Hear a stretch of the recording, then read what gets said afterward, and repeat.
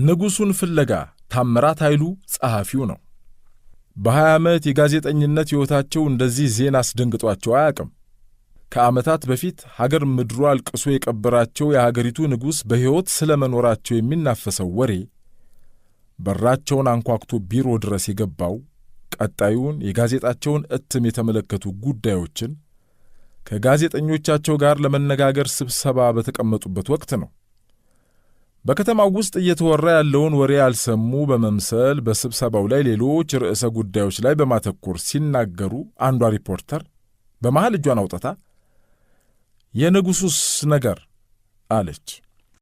ጉዳዩ ያልገባቸው ለመምሰል ጥረት ቢያደርጉም መላ የከተማው ሕዝብ እየተቀባበለ ስለሚያወራው የንጉሱ በሕይወት መኖር ጉዳይ እንደ ጋዜጠኛ አንድ ነገር ማድረግ አለብን አሉ። ሁሉም ጋዜጠኞች እየተቀባበሉ ሁኔታው ዋና አዘጋጁን ግራ አጋባቸው። የዛሬ 10 ዓመት ሀገሪቱን ለረጅም ዓመታት የመሩት ንጉሥ ታመው መሞታቸውና ሕዝባዊ የሐዘን ሥነ ሥርዓት ተዘጋጅቶ የተለያየ ሀገር መሪዎች ተገኝተው መቀበራቸው ይታወቃል። በወቅቱ በዚህ ስብሰባ ላይ ያላችሁ ጋዜጠኞች ሁሉ ለዚህ ጉዳይ ምስክሮች ናችሁ። አንዳንዶቻችሁ ገና ከተቀጠራችሁ 1-2 ዓመት የሆናችሁና ቀደም ሲል ገና በዩኒቨርሲቲ ትምህርታችሁን እየተከታተላችሁ የነበራችሁ ቢሆንም ሌሎቻችሁ በቀብር ሥነ ሥርዓቱ ላይ የተገኛችሁና ቀደም ሲል ጋዜጣችን ባዘጋጀው የልዩ እትም ጋዜጣ ላይ የተለያዩ ሪፖርቶችን ያዘጋጃችሁ ናችሁ እና ይህ ሁሉ ነገር ላይ የተሳተፋችሁና ቀብሩ ላይ የተገኛችሁ ሆናችሁ ሳለ ዛሬ የከተማው ሕዝብ የሚያወራው ወሬን ይዘን ጋዜጣ ላይ እንጻፍ ማለታችሁ አልገባኝም። ምንድን ነው? የመጀመሪያዋ እጇን አወጣች። እውነቱን ለመናገር ዋና አዘጋጁ ድሉን ሊሰጧት አልፈለጉም ነበር፣ ግን ሰጧት።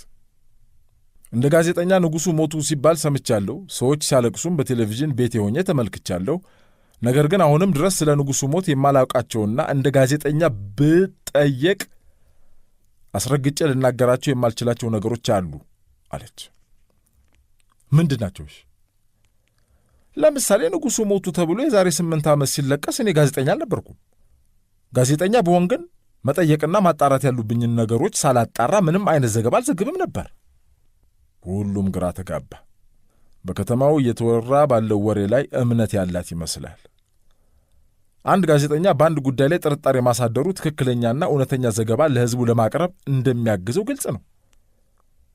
እንኳን ፍንጭ ባለበት ጊዜ ይቅርና ፍንጭ በሌለበት ጊዜ እንኳን አንድ ጋዜጠኛ ከመሬት ተነስቶ ሁኔታዎችን በመመርመርና በማጣራት ወደ እውነታው የሚደርስበት መንገድ አለ። ከዚህ አንጻር ንጉሡ ሞቱ በተባለበት ጊዜ መጠየቅ ያለባቸውና ጋዜጠኛው አጣርቶ ያላረጋገጣቸው ነገሮች ስላሉ ነው አሁን ይሄ ወሬ ከዓመታት በኋላ የመጣው። በመሆኑም ወሬው እውነት ይሁንም አይሁን የንጉሡን የአሟሟት ሁኔታ እንደገና በማጣራት እውነታውን ለሕዝቡ ማቅረብ ያለብን ይመስለኛል። ዋናው አዘጋጁ በሁኔታው ላይ መጀመሪያ አስተያየት ለመስጠት አልፈለጉም። ሌሎች ጋዜጠኞች የሚሉትን ለመስማት ተራ በተራ ድል ሰጧቸው። የተማከሩ ይመስል ሁሉም በየተራ የሪፖርተሯን ሐሳብ በማጠናከር ተናገሩ። ንጉሡ በሥልጣን ላይ በነበሩበት ጊዜ ብቻ ሳይሆን ሞቱ ተብሎ ከተነገረ በኋላም የተለያዩ ወሬዎች ይወሩ ነበር። በእርግጥ ሞቱ ከተባለ በኋላም ለሕዝብ ግልጽ ያልነበሩና ያልተብራሩ ሁኔታዎች በመኖራቸው ፍሬሕይወት ሁኔታውን ማጣራት የፈለገችው ከሥረ መሠረቱ ነው። በመሆኑም ጥያቄዎቿን ይመለከታቸዋል ወዳለቻቸው ተቋማትና የሥራ ኃላፊዎች ይዛ ሄደች። በመጀመሪያ የሄደችው የንጉሡን የሞት ዜና ለመጀመሪያ ጊዜ ያወጀው የሀገሪቱ ብሔራዊ የሬዲዮ ጣቢያ ነው። ቀጠሮ አስይዛ ሥራ አስኪያጁ ዘንድ ገባች። የጣቢያው ሥራ አስኪያጅ በከተማው ውስጥ እየተወራ ያለውን ወሬ የሰማ ቢሆንም አሉባልታ ነው ብሎ አልፎት ስለነበር በጉዳዩ ላይ ለመነጋገር ብዙ ፍላጎት አልነበረውም። እንደውም በጉዳዩ ቀላልነት አንጻር ምክትሉ እንድትነጋገር ሁሉ ጠቁሟት ነበር። እሷ ግን በቢሮ ተገኘች። የንጉሡን የዜና እረፍት በጣቢያችሁ ለኢትዮጵያ ሕዝብ ለመጀመሪያ ጊዜ የተናገራችሁት እናንተ ናችሁ አይደል? ሥራ አስኪያጁ በተሽከርካሪ ወንበሩ ላይ ወደ ኋላ ለጠጥ ብሎ አዎ አለ። የንጉሡን ዜና እረፍት በዕለቱ ስለተናገሩ ስለ መሞታቸው እርግጠኞች ነበራችሁ? አዎ። በምን እርግጠኛው ናችሁ? መግለጫው የመጣው እኮ ከሚኒስትሮች ምክር ቤት ነው። መግለጫው ከሚኒስትሮች ምክር ቤት መምጣቱ እንጂ እናንተ በራሳችሁ መንገድ እውነተኛነቱን ሳታረጋግጡ ነው ያስተላልፋችሁት ማለት ነው። ፍሬህይወት ይዛ የመጣችሁ ጉዳይ አሉባልታ ብቻ እንዳልሆነ ሥራ አስኪያጁ አሁን እየተገለጸለት ሳይመጣ አልቀረም። ምን ለማለት ፈልገሽ ነው? ሀገሪቱን የሚያስተዳድረውና በሕዝብ የተመረጠ መንግሥት እኮ ነው መግለጫውን የላከው። መንግሥት ይዋሻል እያልሽ ነው? ለምን አይዋሽም? በዓለም ላይ የሚዋሹ መንግሥታትን ማየት አዲስ ነገር አይመስለኝም። የዛሬው ቀጠሯችን ዓላማ በመንግሥት ማንነት ዙሪያ ለመነጋገር ሳይሆን ይህንም ብንተወው ጥሩ ነው። የእኔ ጥያቄ መንግሥት መግለጫውን ሲልክላችሁ እንደ አንድ የሚዲያ ተቋም በመግለጫው ላይ የተጠቀሰው ነገር እውነት ስለመሆኑ ማጣራት አልነበረባችሁም ወይ ነው? ምን እንድናጣራ ነው የምትፈልጊው? ንጉሡ ታመው ነበር ብሏል መንግሥት፣ ከዛ ሞቶ አለ። በቃ ከዚህ በላይ ምን እንድናጣራ ነው የሚፈልገው? ለምሳሌ ታመው እንደነበር በዕለቱ ለሕዝብ ያስተላለፋችሁ ዜና ላይ ተገልጿል። ሕመማቸው ምን እንደሆነ ለሕዝቡ አልገለጻችሁም። እኔ ሕመማቸው ምን እንደሆነ አላቅም፣ ማወቅም አያስፈልገኝም። ዋናው ነገር የንጉሡ መሞትን ለሕዝቡ እንድናስተላልፍ መንግሥት መግለጫውን አዘጋጅቶ ልኮልናል።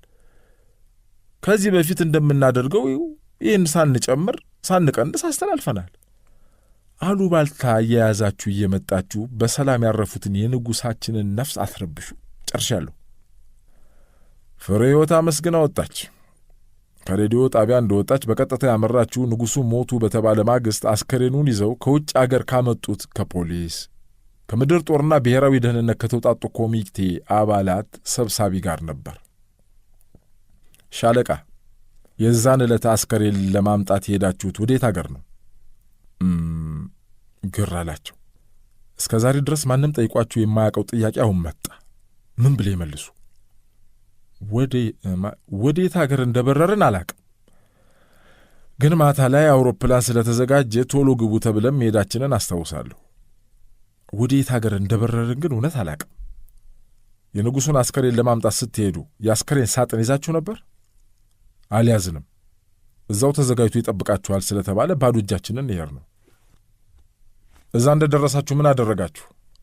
በቃ ትንሽ አለቃቀስንና አስከሬኑን ቶሎ ተሸክመን ወደ አውሮፕላን አስገብተን መጣን። የአስከሬን ሳጥኑን ከፍታችሁ የንጉሡን አስከሬን ተመልክታችኋል? እኔ እንኳን ንጉሡ ሞተው ይቅርና በሕይወት እያሉም ለአንድም ቀን ቀና ብዬ አይቻቸው አላቅም። እሺ፣ ከመካከላችሁስ አስከሬናቸውን ያየ ሰው ነበር? እኔ አላቅም። ግን ምን ማየት ያስፈልጋል? የሞቱት እኮ ንጉሣችን ናቸው። በሐዘንን ባየተራጨ ወዳለውና አስከሬናቸውን ለሚጠብቀው ሕዝብ ቶሎ ማድረስ ነበር የሁላችንም ሐሳብ። በዚህ መሠረት ያንን አድርገናል። የአስከሬን ሳጥኑ ውስጥ የንጉሡ አስከሬን ስለመኖሩ እርግጠኛ መሆን ይቻላል? ቱጋሉ። ምን እያልሽ ነው? ይህንን አሉባልታሽን ይዘሽ ከቢሮዬ ውጭልኝ። ጊዜ ሳታጠፋ መቅረጸ ድምጿን ይዛ ወጣች። ጉዞ ወደ ቤተ ክህነት። ቤተ ክህነት ንጉሡ ሞቱ ከተባለበት ዕለት አንስቶ ግብዓተ መሬታቸው እስከተከናወነበት ቀን ድረስ በቤተ መንግሥት ጸሎተ ፍትሐትና ቃለ ምዕዳን ስታደርግ ነበር። በወቅቱ ፓትርያርኩ ታመው ስለነበር በብፁዕነታቸው ታጅበው ይህንን የጸሎት ፍትሐት ከሌሎች ብፁዓን ሊቃነ ጳጳሳት ጋር ሲያደርጉ የነበሩት የባሌና ጊኒር ሀገረ ስብከት ሊቀ ጳጳስና የቅዱስ ሲኖዶስ አባል ብፁዕ አቡነ ዜና ማርቆስ ነበሩ። ጀመረች። ብፁዕ አባታችን፣ ለንጉሡ የተደረገው ጸሎተ ፍትሐት ለስንት ቀን ነው? በስመ አብ ወወልድ ወመንፈስ ቅዱስ አሐዱ አምላክ አሜን። እንግዲህ የአባታችንና የመካሪያችን ንጉሠ ነገሥት ግርማዊ ዜና ዕረፍት ከተሰማበት ዕለት አንስቶ በጸሎት ላይ ነበርን። ፍትሐቱም እስከ ቀብራቸው ዘልቋል። ብፁዕ አባታችን፣ በቤተ ክርስቲያናችን ቀኖና መሠረት አንድ ሰው በሕይወት እያለ ጸሎተ ፍትሐት ይደረግለታል እንዴ? እንዴት ሆኖ ታዲያ? እናንተ ለ15 ቀናት ያህል ጸሎተ ፍትሐት ታደርጉ የነበረው ለማን ነው? አልገባኝም ልጅ፣ ምን እየጠየቅሽ ነው? ጸሎተ ፍትሐቱማ ያው ለንጉሣችን ነበር የምናደርገው። ለዚያውም የክርስትና ስማቸው ኃይለ ገብርኤል መባል ሲገባው ተክለ ኪዳን እያለን ነበር የምንጠራው። በኋላ ግን ከቤተሰቦቻቸው መሃል ጉዳዩን እናውቃለን የሚሉ ሰዎች ከትውልድ መንደራቸው ከሰሜን መጥተው እንድናስተካክልና ጸሎተ ፍትሐቱ እንዲቀጥል ሆኗል። ስለዚህ ጸሎተ ፍትሐቱን ስናደርግ የነበረው ለንጉሡ ነው። አስከሬናቸውንም ከበን ስንጸልይ የከረም ነው። አባቴ በጣም ይቅርታ። ለመሆኑ ከባችሁ ጸሎተ ፍትሐት ስታደርጉለት የነበረው አስከሬን ሳጥን ውስጥ የንጉሡ አካል እንደነበር አረጋግጣችኋል? እመብርሃን ድረሽ ምንድን ነው ነገሩ? አሁንም በድጋሚ ይቅርታ ለመጠየቅ እወዳለሁ አባቴ። በቤተ ክርስቲያን ሕግ መሠረት ጸሎተ ፍትሐት የሚደረገው ከግንዛት በፊት ነው በኋላ? ከግንዛት በኋላ ነው እንጂ። ንጉሡን የገነዘው ማን ነው? እኔ የማውቀው ነገር የለም። ንጉሡ አርፈዋል ተብሎ በመገናኛ ብዙሃን ከተነገረ በኋላ ለጸሎተ ፍትሐቱ ኮሚቴ ተቋቁሟል፣ ሂዱና ጸሎተ ፍትሐቱን አድርጉ ብለው ብፁዕ አባታችን ስላዘዙኝ ነው የሄድኩት እንጂ ስለ ግንዘቱ የማውቀው ነገር የለኝም። እንደሰማሁት የንጉሡ አስከሬን የመጣው ከውጭ አገር ነው። ግንዘቱ እዛው ስለተደረገ በቀጥታ እኛ የተጠራ ነው ለጸሎተ ፍትሐቱ ብቻ ነው። ለመሆኑ የንጉሡ አስከሬን ምን ሆነ? ለሌላ ሰው ኖሯል? እንዲህ ያን ያህል ቀን የእግዚአብሔርን ደጅ ለማስከፈት ስንደክም የከረም ነው። ፍሬ ሕይወት ከዚህ በላይ ከእርሳቸው ጋር መቆየት ስላላስፈልጋት አመስግና በድጋሚ መስቀላቸውን ተሳልማ ወጣች። ከቤተ ክህነት ቀጥሎ ያመራችው የንጉሡን የቀብር ሥነ ሥርዓት ለማስፈጸም ከመንግሥት ጋር ውል ገብቶ ሂደቱን ወዳስፈጸመው ትንሣኤ የቀብር አስፈጻሚ ኃላፊነቱ የተወሰነ የግል ማኅበር ጽሕፈት ቤት ነበር። አቶ ሳምሶን፣ የንጉሡን የቀብር ሥነ ሥርዓት ያስፈጸመው የእርስዎ ድርጅት ነውና እስኪ እንዴት ይህንን ዕድል ልታገኙ ቻላችሁ በሚለውን ጀመር። እንግዲህ አሉ አቶ ሳምሶን የድርጅታቸውን አመሰራረትና ቀብር በማስፈጸም በኩል ያለውን ልምድ ከስረ መሠረቱ ለማስረዳት እየተንደረደሩ እንግዲህ ፍሬ ሕይወት ትንሽ ታግሳ ቆየችና፣ ስለዚህ መንግሥት ነው ይህንን ሥራ እንድትሠሩ የመረጣችሁ ማለት ነው? አቶ ሳምሶን በመንግሥት አመኔታ ተጥሎባቸው መመረጣቸውን ጋዜጠኛዋ ማረጋገጡ አስደስቷቸው፣ ትክክል ነሽ፣ የእኛ ድርጅት ደንበኞች ግለሰቦች ብቻ አይደሉም፣ መንግሥትም ጭምር ነው። ግን መንግሥት ከዚህ ሁሉ ቀብር አስፈጻሚ ድርጅት ማለት የእርስዎን ድርጅት እንዴት መረጠ? መልካም ስማችን ነዋ። ስማችን፣ ሥራችን፣ አፈጻጸማችን ሁሉ ይህንን ትልቅ የቀብር ሥነ ሥርዓት እንድናስፈጽም አብቅቶናል። መንግሥትም እኮ ቢሆን ሰው ነው፣ እንደ ግለሰብ ሁሉን ነገር ይሰማል፣ ያያል። ስለዚህ ሥራችንን ያየ መረጠን። ከቀብሩ በፊት የነበረው ቅድመ ዝግጅት ምን ይመስል ነበር? በጣም ጥሩ። ያው እንደ ማንኛውም ጊዜ እንደምናደርገው ሳይሆን እኔ ራሴ ነኝ ሥራውን በዋናነት ስመራ የነበርኩት። ንጉሡ እኮ ባለውለታዬ ናቸው። ይህንን ያለሁበትን ኮንዶሚኒየም እኮ የሰጡኝ እሳቸው ናቸው። እና በመጀመሪያ ውሉን ከተፈራረምኩ በኋላ የቀብር ቦታቸው የት ይሁን በሚለው ላይ በእርግጥ በመንግሥት ሰዎች መካከል ስምምነት አልነበረም። ይህም የእኛን የመቃብር ቦታ ቁፋሮ ሥራ በአንድ ሳምንት አዘግይቶብናል። ማለት የአንዳንድ ሰዎች መቀበር ያለባቸው እዛው የትውልድ ሀገራቸው መሆን አለበት ሲሉ፣ ሌሎቹ ደግሞ እዚሁ ነው መሆን ያለበት አሉ። በዚህ የተነሳ ጥቂት ቀናት ከተጉላላም በኋላ ቤተ ክህነት እንድትፈቅድ ተደርጎ ጉድጓዳቸውን ቆፈርን። ጉድጓዱን ግን በምን ልክ አውቃችሁ ቆፈራችሁ? አስከሬናቸውን ሄደን ለካን። እንደውም እኔ ራሴ ነኝ ቤተ መንግሥት ድረስ ገብቼ አስከሬናቸውን ለክቼ ወጣሁት። አስከሬናቸውን እርስዎ አይተውታል? በፍጹም። የአስከሬን ሳጥናቸውን ማለቴ ነው። አስከሬናቸውማ ያው ከውጭ አገር አይደል እንደ ተገንዞ የመጣው። አይ ሳጥን፣ በሕይወቴ የእሳቸውን አይነት ሳጥን አይቻላቅም። መቼም ያንን የመሰለ ሳጥን እንደ ተራ ሳጥን አፈር ውስጥ ከተት ነው። ምን ያደርጋል። ለነገሩ እንኳን ሳጥኑ እኛን የመሰሉ ባለ ራእይ ንጉሥ አፈር ውስጥ ገብቶ የለ። ግን ግብአተ መሬታቸው ሲፈጸም ወደ ጉድጓድ የከተታችሁት አስከሬናቸውን ነው ወይስ ሳጥኑን? አልገባኝም። ማለቴ ሳጥኑ ውስጥ አስከሬናቸው ነበረ ወይ ማለቴ ነው። እኔ የማውቀው ነገር የለም። የንጉሡን የቀብር ሥነ ሥርዓት በአግባቡ ፈጽመን ክፍያችንን ከመንግሥት ካዝና ወስደናል። ለዚሁም መንግሥት የምስጋና የምስክር ወረቀት ሰጥቶናል። ከዚህ ውጭ የማውቀው ነገር የለም። ጥያቄሽ ራሱ ገራ ነው። እኔ በ35 ዓመታት የቀብር አፈጻጸም ልምዴ ስቀብር የኖርኩት አስከሬን እንጂ ሳጥን አይደለም። ቤተሰብም ገንዘብ የሚከፍለን የሞተ ዘመዱን አስከሬን በአግባቡ እንድንቀብርለት እንጂ ሳጥኑን እንድንቀብርለት አይደለም። በእርግጥ ሳጥን የሌለው አስከሬን በኬሻ ጠቅልለን ቀብሬ ባቅም እስከ ዛሬ አስከሬን የሌለው ሳጥን ግን ቀብሬ አላቅም።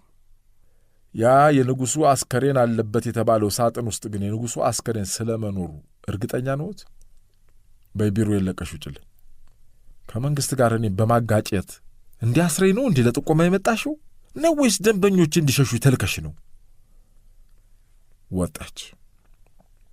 ከዚህ በኋላ አንድ የመጨረሻ ሙከራ ለማድረግ ወደ ሕክምና ባለሙያዎች ማኅበር በመሄድ ፕሬዝዳንቱን ለማነጋገር ወሰነች። የማኅበሩ ፕሬዝዳንት የሆኑት ዶክተር እንደውም የንጉሡ የግል ሐኪም ከመሆናቸው አንጻር ትንሽ ፍንጭ ቢገኝ በማለት ቢሮአቸው ተገኘች።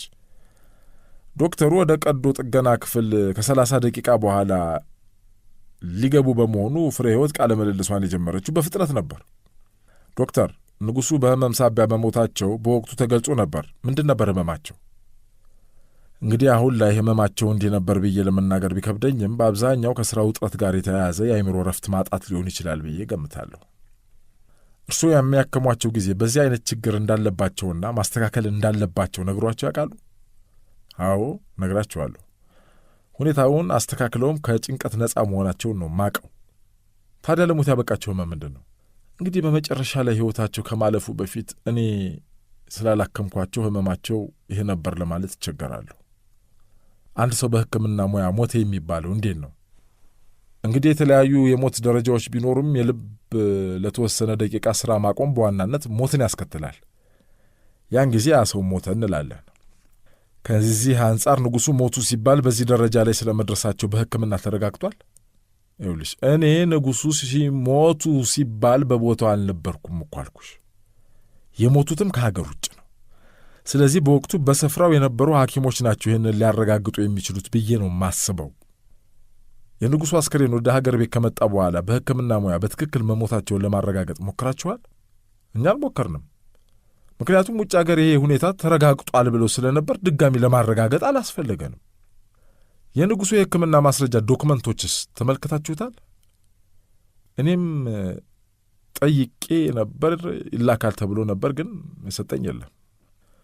የንጉሡ የሞት ሰርቲፊኬት በምን የተነሳ ሞቱ ይላል? እየነገርኩሽ እኮ ነው። ሁሉም ዶክመንቶች ገና አልተላኩም፣ አልደረሰንም። ንጉሡ ግን ሕክምናቸውን ሲከታተሉ የነበረው የት አገር ነው? ውጭ አገር መሆኑን እንጂ የት አገር እንደሆነ እኔ አላቅም። ሆስፒታሉስ? እንዴ ሆስፒታል ውስጥ ሕክምናቸውን ሲከታተሉ እንደነበር እንጂ የት ሆስፒታል እንደሆነ መረጃው የለኝም እኮ ነው የምልሽ። ፍሬ ሕይወት ሁሉን ወገኖች ካነጋገረች በኋላ የተለያዩ የከተማ ነዋሪዎችን ስለ ንጉሡ አሟሟት የሚያውቁትን እንዲነግሯት እየተዘዋወረች ጠየቀች። ሁሉም የከተማው አስተያየት ሰጪዎች ንጉሡ ታመው ስለ መሞታቸው በሬዲዮ ሲነገር መስማታቸውንና የቀብር ሥነ ሥርዓታቸውን በቀጥታ የቴሌቪዥን ስርጭት መከታተላቸውን እንጂ በምን ሕመም እንደሞቱና በትክክል ስለ መሞታቸው እርግጠኛ ሆኖ መናገር እንደማይችሉ ነገሯት። ዘገባውን አጠናቅራ ወደ ሕትመት ጋዜጣው ከመላኩ በፊት ግን ዋናው አዘጋጅ አንድ ሐሳብ አቀረቡ። ንጉሡ በአሁኑ ወቅት በካሪቢያን ደሴት ላይ ባለ አንድ ገዳም ውስጥ እንደሚኖሩ እየተወራ በመሆኑ ፍሬ ሕይወት ዘገባውን ለሕዝቡ ከማቅረቧ በፊት ወደ ተባለው ደሴት በመሄድ ሁኔታውን ተመልክታ ለአንባቢ የዐይን ምስክርነቷን እንድትሰጥ አሳሰቧት። ፍሬ ሕይወት ዘገባውን የተሟላ የሚያደርገውን ሁኔታ ያውቃሉ የተባሉ ሰዎችን ሐሳብ በማቅረብ ብቻ ሳይሆን ጉዳዩ ተፈጽሞበታል የተባለውን ቦታ ወይም ግለሰብ በማግኘት ጭምር በመሆኑ ንጉሡን ፍለጋ ወደ ተባለችው የካሪቢያን ደሴት ከአንድ ቀን በኋላ ከነገ ወዲያ ማለት ነው ትበራለች።